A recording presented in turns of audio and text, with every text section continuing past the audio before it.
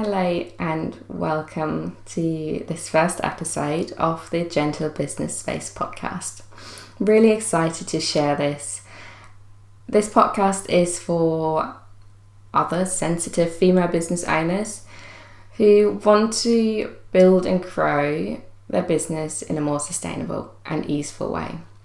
In many ways, this was myself and my own journey. I'll be sharing a little bit more about that journey today. But just to introduce myself briefly, I'm Fabi. I'm the founder of the Gentle Business Space, and my own background is within the social care sector, as well as being a yoga teacher, and now working as sharing my business and my support as a virtual assistant, tech support guide, as well as a coach. And in this space, and especially within this podcast, I want to be sharing reflections and insights as well as gentle guidance to help you create a business that feels really aligned and spacious and supportive of your own life and your own energy, so that you can grow your heart-centered, really passionate business in a way that's sustainable, in a way that doesn't lead to burnout, because I know that happens a lot. And it happened to myself as well, which I'll be sharing a little bit about. So this is really an invitation for you to really find what really works for you, to be curious, to be open, and to re-invite that gentleness and kindness, so we can move away from that very harsh way of working and growing a business where we feel like we have to do everything all the time. So how did I come to that space myself? As I briefly mentioned, I have a background in social care, and that was where I kind of started out. And from there, I moved on into teaching yoga because I was looking for something to take care of myself, to help my busy mind. So I practiced myself and then went into teaching yoga myself. So through that, I also connected, of course, to a lot of other yoga teachers, a lot of other people in the wellbeing space. But what happened very quickly was I started going through the burnout cycles without really realizing at the time. But it was a lot of pushing, really wanting to make this work, becoming self-employed as a yoga teacher, to then crashing and crying and being devastated that things aren't working out. And then pausing for a moment, maybe thinking about giving up, and then deciding, oh, actually, no, I'm gonna try it again. And then pushing really, really hard again, because if I only work harder, if I only follow all the advice that I get from the outside, surely at some point it has to work out. If I only do what everyone else is doing, at some point it needs to work out. So I was kind of stuck in that cycle of pushing really, really hard, not getting the results of the work that I put in, and then crashing and wanting to give up, feeling really, really, really terrible and hopeless and just devastated, to the point where you kind of ask yourself, why am I doing this when I feel this awful? But I was still determined, and I wanted to find a different way. And I think this is really, looking back, a very pivotal point, because it helped me, guide me to explore different paths, of exploring different ways that are actually much more aligned with who I am. And that allowed me to grow my business in a way that felt right to me and much more sustainable. So I've come a long way from that point. And a huge part that changed is, first of all, noticing what was going on and knowing that I needed support, because the online space can also be very lonely. So I did get support from a lovely coach, and I've learned much more about trauma-informed work. So I've started to explore this more, and I did more training. First for myself, and then I did some more restorative trauma-informed training, but really inviting that trauma-informed approach, which, although working with clients in a trauma-informed way through my social care work, I hadn't used for myself, and to bring that same kindness and space and openness to myself. So it really was really great exploring this, and it made such a difference learning more about my nervous system, the way I work, what causes me stress, what helps me to regulate, noticing when I'm dysregulated, so when I'm more in that anxious, overwhelmed space, and taking myself, knowing how to take care of myself. So exploring this over a few years really made such a difference of how I also turned up in my work. And I'm so grateful for going through that path and that learning how to support myself. And it's something I bring into my work as well now. So it makes such a difference of how I approach myself, but then also how I work with my clients. So any work I put out, I do try to always bring that nervous system friendly, understanding approach, moving away from being so harsh on ourselves and coming back to that gentler space. And it's quite funny really, because when I was teaching yoga, one of the main words, if anyone listening has come to my yoga classes in the past, I would use the word gentle so often, so often. It was my go-to word. And ultimately, when thinking about what podcast am I going to share, and I think in the core of me, it's about being gentle with ourselves, because we tend to be so harsh, have such high expectations on ourselves, as well as all the outside pressure. I think we need a little bit of gentleness in our lives. So I just had to go into the space of gentle business space. So that was my path through yoga, and I loved it, and I went more into coaching, which I also loved, but I could also sense there was some misalignment, and I think that happens very often, and I think it's another route towards burnout, when we're trying to push something that we think we need to do, that we think we have to work a certain way in order to help others. And I think that was a very pivotal point for me again, because I wanted to help others, and I thought this was the only way, until I realized, no, actually I can follow my strength, because otherwise there's misalignment, and when there's misalignment, we become resentful, we don't really show up for our work, because deep down maybe we don't actually want to do this.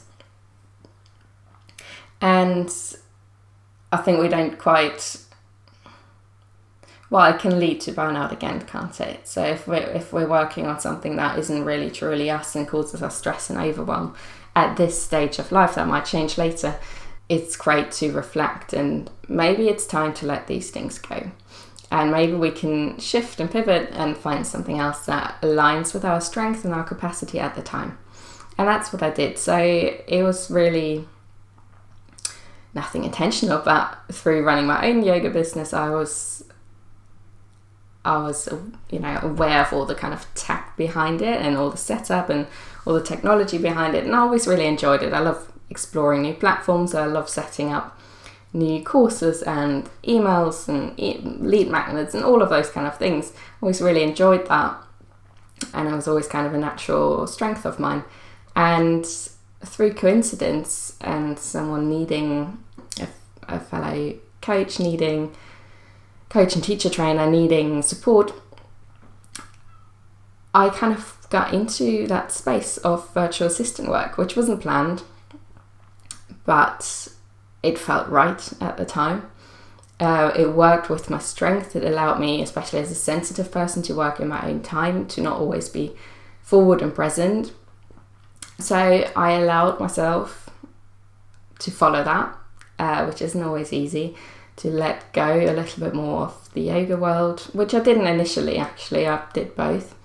But I started to follow that, and it's kind of that lovely analogy what also my coach always said was about kind of following the breadcrumbs of what brings you joy, what feels right.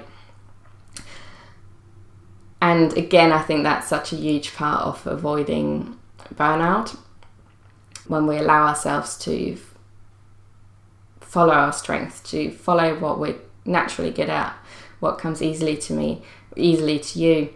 and not forcing ourselves to do something that maybe doesn't actually feel aligned just because everyone else is doing it. And again, that can change over time. So now again, things have shifted and I'm moving more into the coaching space again because that feels right. But still, so that's how I got actually into the virtual assistant space of that kind of support. I've been doing that for quite a while now, a couple of years, 2.5 years now, I think. And really, really enjoy it. And I have such lovely clients, and they're all within the yoga, coaching, wellbeing space. But all of my clients really with that intention of working in a more sustainable way. And I really, really love that. And I love sharing that more. And it's not coming in as an expert.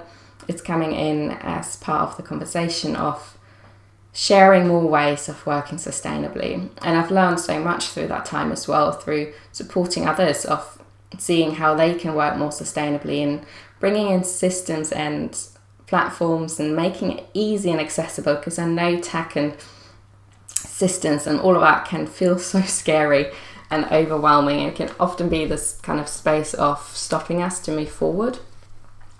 So really this phase of life, I'm bringing all these different experiences together of setting up tech and getting it done for you so you don't have to deal with it, but also taking it further of really bringing those different pieces together. For me, that comes back to finding clarity of what works for you and what doesn't, your strength, your vision, your values, working in a really aligned way, especially as a sensitive person. Because what works for other people might not work for you, and that's absolutely fine. So finding a way of working that really works for you. So that's that first clarity part, as well as knowing how to support yourself and how to work in a way that really works for you. And then coming in with systems, because we do that very often quite early. But we need systems for the really strong foundations, so we don't grow and grow and grow. But actually at the back end of things, we're really overwhelmed. So really finding systems that work for you. And that can be so simple things. It's just about putting things in place to making your work easier. It's creating your ideal work calendar. That's a big part for me, of finding ways of working that really work for you. Finding the right strategies to work. It might be for you 4 days a week, or maybe you like working 5 days a week, but less hours in a day. So really knowing that there isn't a one perfect way of doing things, where you can do things your way, and we can explore that together, find your ideal way of working and supporting yourself, and then looking at systems. And if you know where you're going, it's much easier to know what strategies or systems or platforms you might need to help you get there and to make it easier. And then with that, it's all these things that make then life easier, like passive automations and passive courses to really help your work structure, and email automations, all these kind of things. But they kind of come at that last stage. First, we get clear on what we really want. But I think when we have those foundations in place, that clarity, the structure, and then the systems, as well as the mindset support, because I know there's a lot of mindset around overworking, overgiving, people pleasing, that if we don't have all these things in place, it's very easy to fall into burnout and overwhelm. But when we gradually start working on all these different areas with support and gentle guidance, we can really grow something maybe slower but sustainably that supports you as well as your clients. Because I think often we focus too much on, not too much, but we put our main focus on our clients and really neglect our own needs. So I think if we can come back to our own needs, what do you need? Really building very strong foundations in a gentle way, and a way that supports your own nervous system. So it all comes back to awareness of what we really need. Then, we can build a business that's sustainable, that's supportive of your own needs. And that brings you joy again, because I know it can be so easy to get lost in kind of all this hard stuff, which there is when you run your own business. But if we have the right foundations in place and the right support, then it can be easier. So for me, it's all about reclaiming that ease, because you might have gotten lost in the overwhelm and the struggle, and it's so easy to do. So we want to reclaim that ease, finding a gentler way. And I hope that this podcast will be part of that conversation to help you find these little nuggets that help you move into that gentler space, in finding ways to do it your way and moving more into that compassionate space of working and sharing what you're passionate about so that you don't burn out. I will leave it here for our first episode. I hope it gave you a little bit of an insight of what to expect, a little bit about me and who I am and why I'm sharing this. And I'm looking forward to sharing more episodes and to connecting with you more through this podcast. So thank you so much for listening, and I will see you again soon. Take care.